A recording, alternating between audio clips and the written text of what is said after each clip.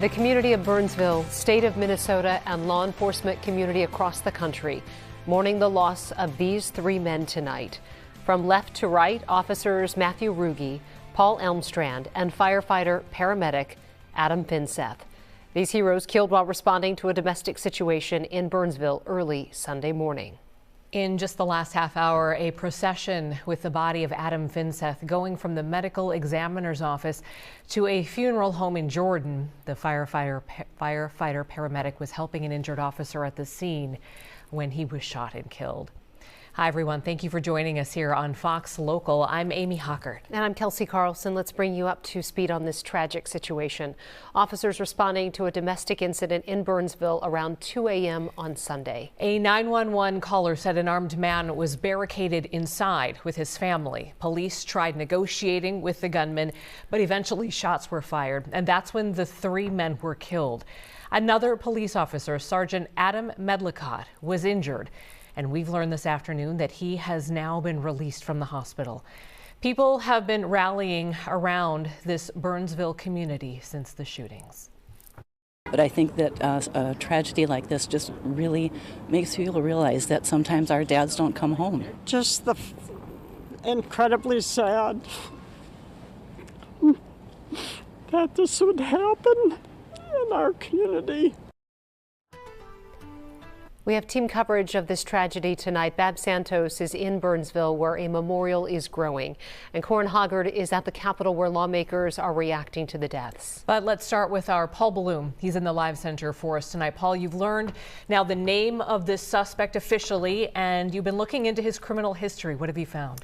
Yeah, Amy, we have his name, Shannon Gooden, 38 years old. Court records documenting a somewhat violent past with a history of alleged domestic abuse against women he had children with. One conviction dating back more than 15 years led to a lifetime ban on owning firearms. So there certainly will be questions here as to how this suspect was able to get a hold of guns and ammunition for this deadly confrontation early Sunday morning in Burnsville. We know it was a 911 call from inside the house that brought emergency responders to that home on the 12,600 block of 33rd Avenue South. The suspect, we now know to be Gooden, was barricaded inside with a woman and 7 children between the ages of 2 and 15 years old. The delicate and highly volatile situation unfolding over several hours yesterday morning. We still do not know exactly what prompted Gooden ultimately to open fire, but 2 Burnsville police officers and a city fire department SWAT team paramedic killed. Adam Finseth, the paramedic, shot in the arm and torso. One officer shot in the chest, the other suffering fatal gunshot wounds, multiple gunshot wounds, according to the Hennepin County Medical Examiner. Autopsy, at least one of those fatally wounded had happened inside the house itself, according to Bureau of Criminal Apprehension Superintendent Drew Evans. The other 2 that were deceased, we're still piecing together if it was inside or outside of the home. But I can tell you that officer that took fire inside of the home and once they were outside of the home. Was the paramedic attending to an officer when he was struck? So the paramedic was part of the team. The SWAT team was called to this incident, and they were in the process of helping resolve that. And as part of that, they have paramedics that are assigned to that team, and they were assisting with the officer, the first one that was injured. As for Gooden's record, let's take a look here. There is a conviction from a 2007 assault I mentioned off the top. Gooden ran at a guy with a knife in a Burnsville shopping center parking lot. He was eventually disarmed by a security guard before actually chucking landscaping rocks at his victim. From that case, he was stripped of his rights to ever own a firearm, but eventually appealed years later. Prosecutors said at the time Gooden remained a risk to public safety, citing attacks on the mothers of his children. One he allegedly headbutted, gave her a concussion. The other apparently reported that she feared Gooden would actually try to kill her.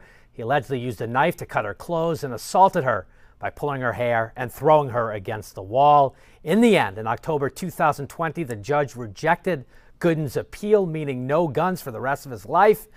Yet authorities said yesterday multiple firearms were found inside Gooden's Burnsville home. We're live in the live center for you tonight. Paul Bloom, Fox 9. All right. Thank you, Paul. The whole situation tragic for the families of these officers and also the paramedic, and the community is feeling all of this pain as well. Our Babs Santos spent some time in Burnsville on Sunday, is there again today where a memorial is growing. So Babs, clearly so much emotion there today. Yeah, this growing memorial outside the Burnsville Police Department is showing no signs of slowing down. It's just getting bigger and bigger by the hour. Squad cars parked here in honor of the 3 first responders killed in the line of duty yesterday. And for much of the day today, Fox 9 has had a crew in the area watching a steady stream of people pass by to pay their respects. It's clear this community is already using this tragic event as the spark to come together and support the men and women sworn to serve and protect residents in Burnsville. But even as they rally behind their police department, this great grief felt in town this week is evident all around. It's heartbreaking to think that those officers got up in the morning yesterday and went to work, answered the call like they always do, not knowing that they'd never see their families again. And they do this for us. They do this for this community. And we appreciate it so much, so much. Our hearts are just broken. Clearly, there's so much grief felt around town in Burnsville today. Really, the one bright spot, as you already mentioned, a 4th first responder injured yesterday in that gun battle has since been released from HCMC today. Amy, Kelsey. All right, thank you, Babs. And tonight we're hearing from the mayor of Burnsville for the first time since this tragedy. The mayor saying her heart goes out to all of them. My heart broke for my police officers, for my firefighters. They come every day, especially our police and fire, come every day to keep our community safe. And they paid the ultimate price. And flags flying at half-staff at the state capitol and across the state today in honor of those heroes. The governor asking businesses to lower their flags as well. And that tragedy looming on the inside of the Capitol as well today, changing some plans and, of course, staying front of mind for a lot of these legislators. Fox 9's Corin Hoggard live for us at the Capitol. Corin, you talked to some lawmakers today about this tragedy. What do they have to say? Yeah, legislators from Burnsville especially reflected on the tragedy today. And people on both sides of the aisle were contemplating what they might be able to do to make this less likely to happen again. Burnsville police officers Paul Elmstrand and Matthew Ruge and firefighter-paramedic Adam Finseth were honored on the floor of the Minnesota Senate Monday, the day after dying in the line of duty. And we will now have a moment of silence for our fallen heroes. Senators Jim Carlson and Lindsey Port represent parts of Burnsville. They both expressed their shock at the killings and hope that their community can lift up the survivors.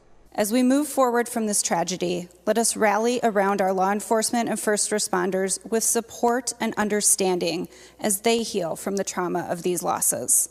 Democrats canceled a committee hearing Monday on clarifications to the law for school resource officers in deference to law enforcement. They delivered $300 million extra for public safety during last year's session, but Republicans have criticized them for reducing punishments for criminals and adding restrictions on what officers can do. I think it'll be a reminder as we write policy that law enforcement needs our help as much as possible. Senator Carlson told Fox 9 he hasn't gotten confirmation on all the investigative details yet, but said some gun control restrictions could help law enforcement prevent future tragedies. I'm a gun owner, but I think that what we need to do is we need to have safe storage. We need to prevent people from getting firearms that shouldn't have them. And also, there's no reason for some of the firearm accessories that we have. And the House had a moment of silence late this afternoon as well. We'll hear from some of the House members from Burnsville coming up on Fox 9 at 6 o'clock. For now, we're live at the Capitol. Corin Hoggard, Fox 9. All right, Corin, thank you. And for more coverage of this tragic shooting, you can go to our website, fox9.com. Also, follow us on social media. We will continue to bring you the very latest updates and in-depth coverage.